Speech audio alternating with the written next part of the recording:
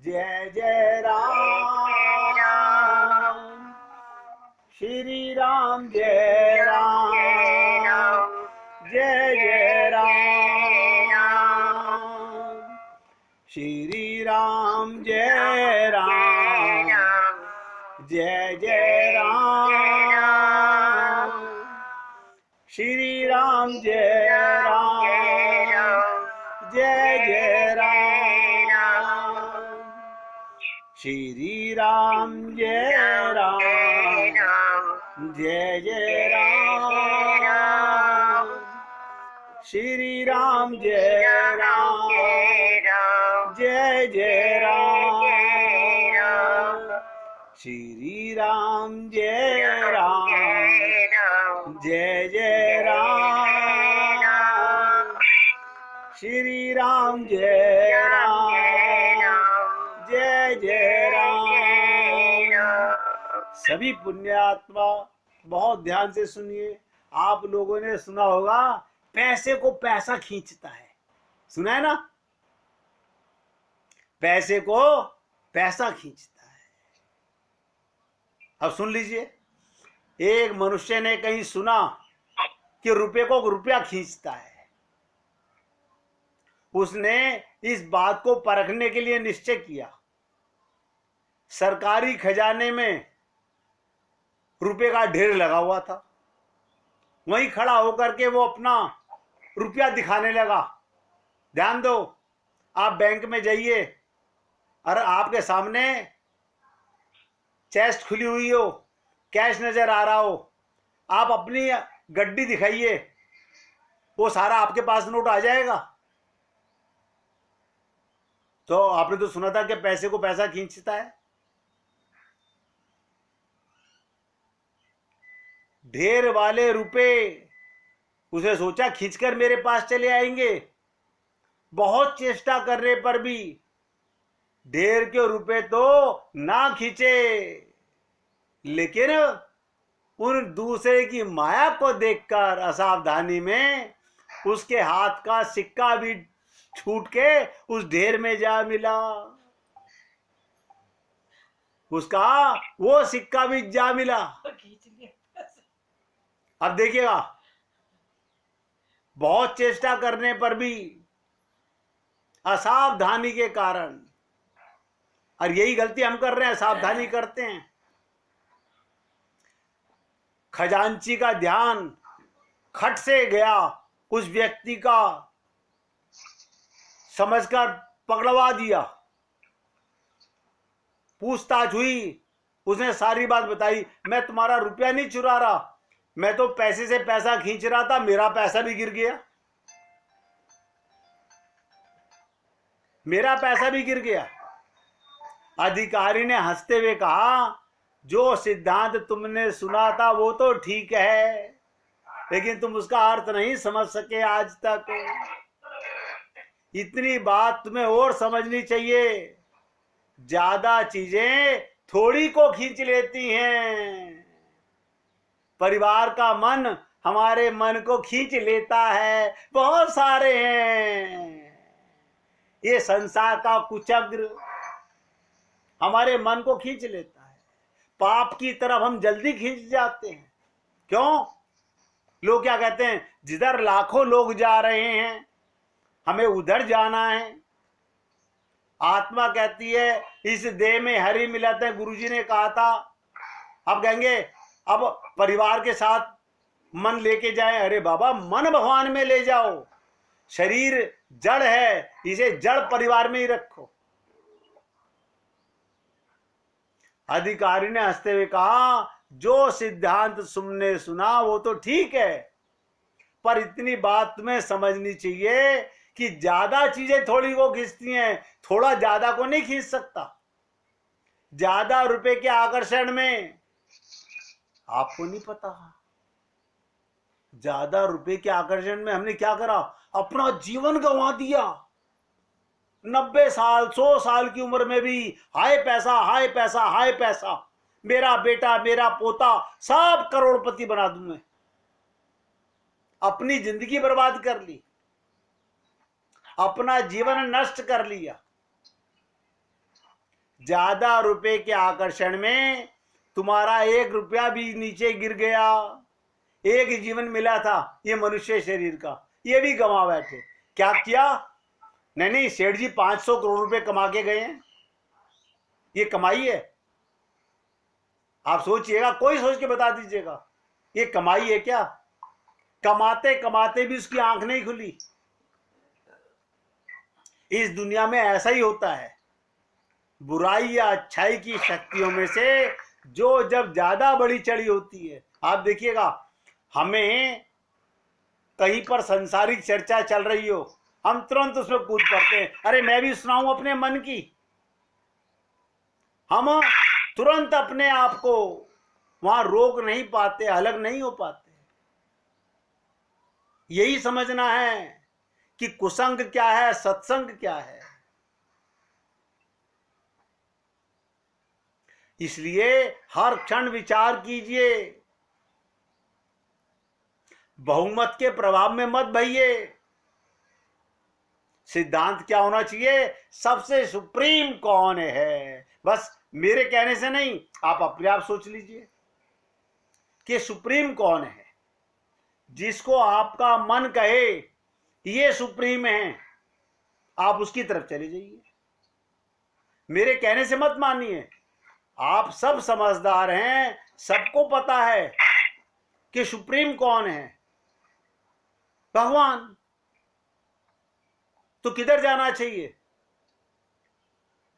भगवान की तरफ। अब ध्यान रखिएगा, इसी बात पर और बता देता हूं। एक होती है इच्छा और एक होती है आवश्यकता। एक होती है इच्छा और एक होती है आवश्यकता। इच्छा दूसरी चीज है।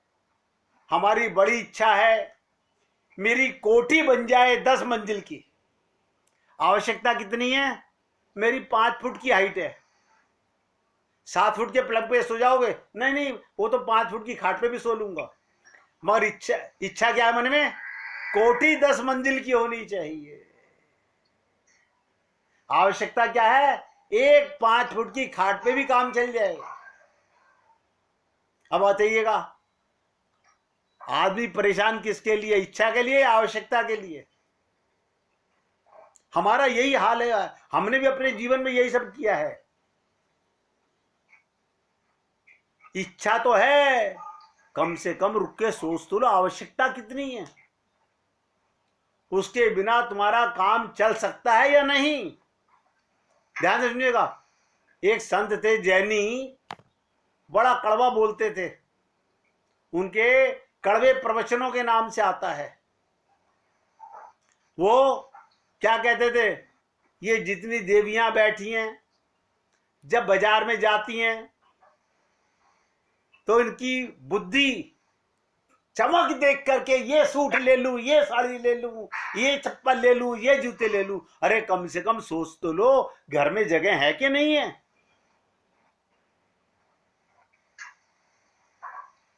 नहीं सोचते। अब सोचिएगा, आवश्यकता कितनी है, लेकिन मन गुलाम है। अभी हमारे को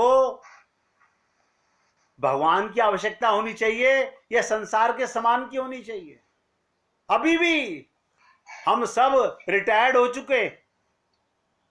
देखिएगा, सारे बेटे पोतों वाले हो चुके, लेकिन अभी भी इच्छाएं नहीं समाप्त हुई। आवश्यकता समान 100 वर्ष का पल का पता नहीं है। इसलिए इतना ही सोचिए, कोई भी चीज खरीदने से पहले इसके बिना काम चल सकता है या नहीं। बोले काम तो चल सकता है। जब उसके बिना तुम्हारा काम चल सकता है तो तुम उसके अधीन क्यों हो रहे हो? हम उसके अधीन हो गए। कोई वस्तु तुम्हारे अधीन नहीं है। देखिएगा, अभी आपने क्रॉकरी मार्केट में जाकर के एक क्रॉकरी सेट वो दिखा रहा था इंपोर्टेड, उसके हाथ से गिर गया, आपको कोई नुकसान नहीं लगा। आपने कहा भैया दूसरा दिखाओ, आपने खरीद लिया, वही गलती आपसे भी गिर गया। अब आपको दुख हो रहा है, अब आपको दुख हो रहा है। क्यों? अभी तो उस दुकान में ही था, नहीं गिरा मेरे हाथ से, उसमें अपनापन आ गया।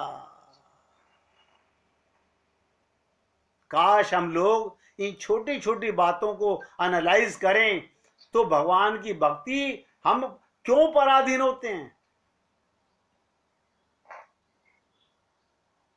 लोग कहते हैं नहीं नहीं महाराज, हमारा इसके बिना काम नहीं चलता। कभी कभी इसका भ्रम भी होता है। एक बहुत धनी सेठ थे, ध्यान से सुनिएगा, और उनकी बहुत सारी बीवियां थी और बहुत सारे बच्चे थे।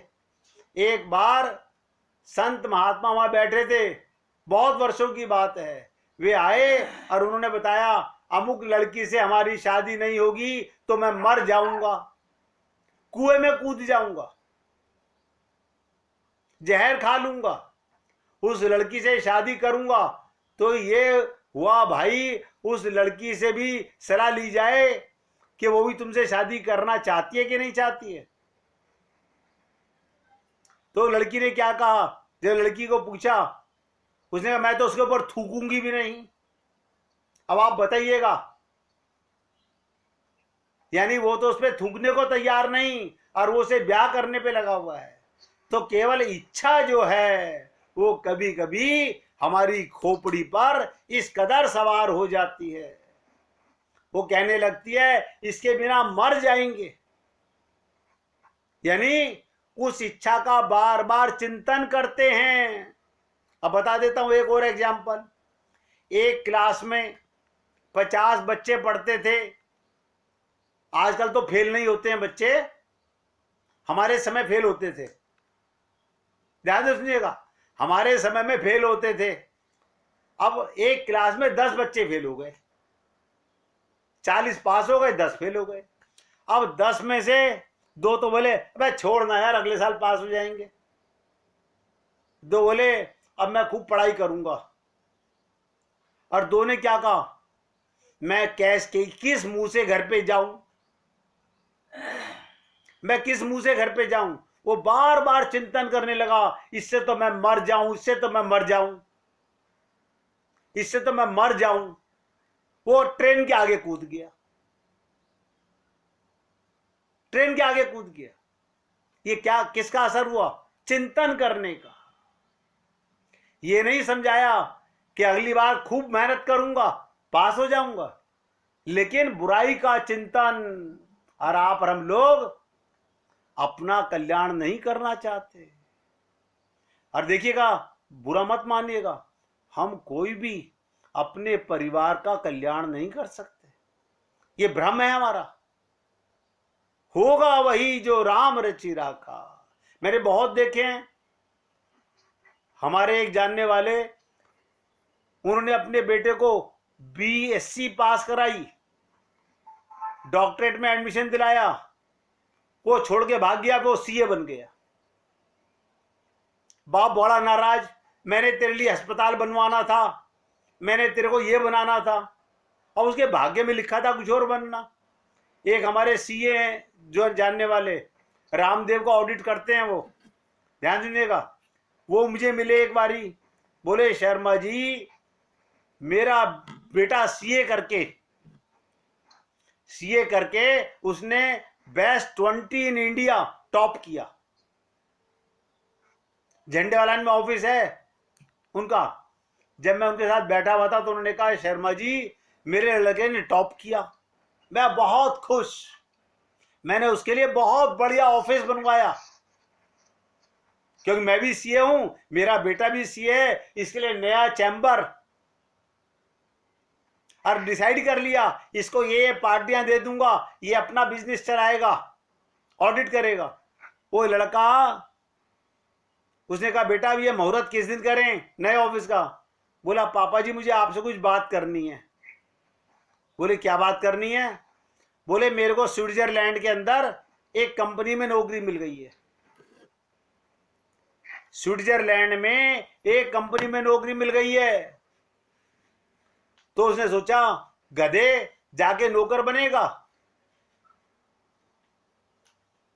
देखिएगा, सीए क्वालिफाई कर लिया मगर बुद्धिजीवी बच्चा था। क्या बोला? पापा जी आप क्या कर रहे हो? बोले मैं तो अपना काम कर रहा हूं। बोले आपको ये नहीं पता चार्टर्ड अकाउंटेंट का मतलब क्या होता है? किराए का मुनीम। आप भी तो नौकरी कर रहे हो। अगर मैं नौकरी पे जा रहा हूं, वो स्विट्जरलैंड चला गया और उसको 2 करोड़ रुपए का पैकेज मिला उस कंपनी में। वो सोचने लगा, मेरे से खुद उसने अपने मुंह से कहा, बोले शर्मा जी मैं दुखी तो बहुत हुआ, लेकिन जब 2 करोड़ रुपए का पैकेज सुना तो मेरी बुद्धि खराब हो गई।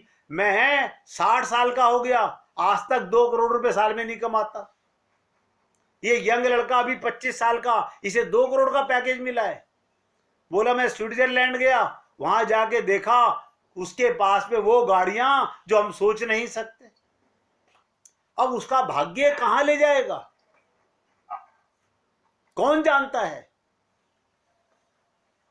आप और हम लोग ये भ्रम में जी रहे हैं।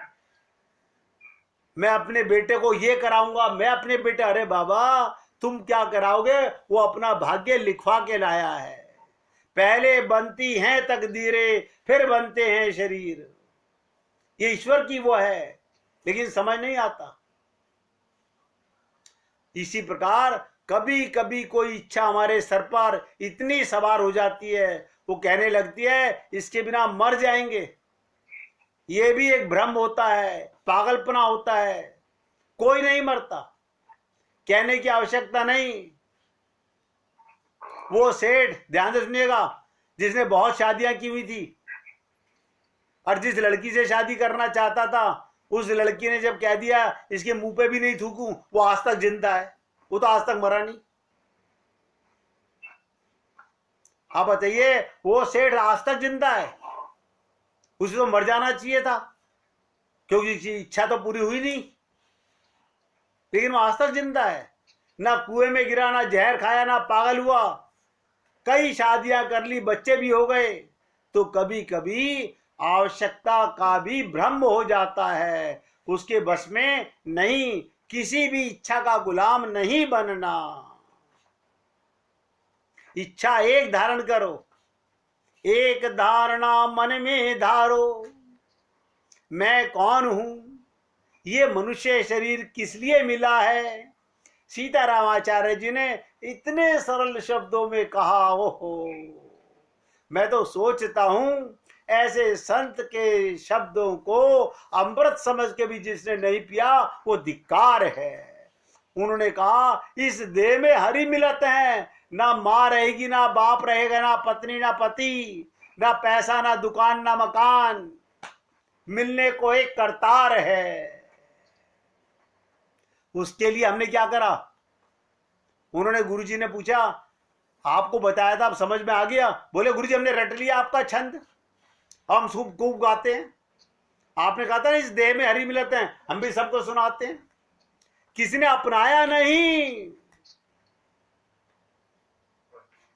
यही त्रुटि आज हम कर रहे हैं, यही त्रुटि हम सब कर रहे हैं। संत महात्मा प्रार्थना बताते हैं, ऐसी प्रार्थना अपनी करो। हम लोग उन प्रार्थनाओं को रट लेते हैं और उन प्रार्थनाओं को ये हमारे गुरुजी की दी हुई है। अरे तो गुरुजी की प्रार्थना जी, तुम्हारी प्रार्थना कहां है? लव लेटर अपना होना चाहिए। ये लाइब्रेरी में जाकर के किसी का लेटर पढ़ के लिखने से लव लेटर नहीं बनता। प्रेम वो जो आपके अपने शब्दों से हो, भाव वो जो आपके अपने शब्दों से हो। गोपियां किसका प्रेम पढ़ रही थी सोचिएगा। हम लोग, ध्यान सुनिए, मुझे बड़ी हंसी आती है कि कार्तिक मास में हर साल वही लीला, वही लिपटना, वही सब कुछ, वही गणेश जी, वही सारी कथाएं। मतलब तुम्हारा दिमाग नहीं पागल हुआ अब तक पढ़ पढ़ करके? वही सत्यनारायण की कथा हर महीने कर रहे हैं। सत्यनारायण से एक दिन नहीं मिल रहे, एक दिन नहीं समझ रहे कि नारायण है कहां। इसलिए मैं आप सबसे प्रार्थना करता हूं, भगवान को सच्चे हृदय से याद करो बस। और जैसा तुम्हारे मन में भाव हो, जो नाम तुमको अच्छा लगे, जो रूप भगवान का अच्छा लगे, आप अपना प्रेम पत्र जो हृदय के भाव हो वो उद्गार पेश करो भगवान को। भगवान उसके भूखे हैं। ये सब छल कपट है। मैं उसकी प्रार्थना रट रहा हूं, मैं उसकी प्रार्थना रट रहा हूं। अपनी प्रार्थना नहीं आती तुम्हें? अरे प्रेम तुम्हारा है, दूसरे का प्रेम क्यों बता रहे हो? एक बार बांके बिहारी के मंदिर में एक भक्त गा रहा था, मैं उसकी शक्ल देखने लगा। तेरे मोटे मोटे नैन। अब देखिएगा, सारी दुनिया उसकी तरफ देखने लगी। वो रो रहा है और भगवान को देख के गा रहा है, तेरे मोटे मोटे नैन। बताइएगा, वो दुनिया को नहीं देख रहा। इसलिए दृढ़ संकल्प कीजिए, लगन उन से लगा बैठे, जो होगा देखा जाएगा। संसार के भ्रम को सेवा के लिए मिला है। सबकी सेवा करो, माता की, पिता की, परिवार की, अड़ोस की, पड़ोस की, समाज की। कुछ छोड़ के कहीं नहीं जाना। सबसे बड़ी साधना 24 घंटे एक लाइन में नोट कर लीजिए कि ध्यान में रखना सदा भगवान रहते साथ में।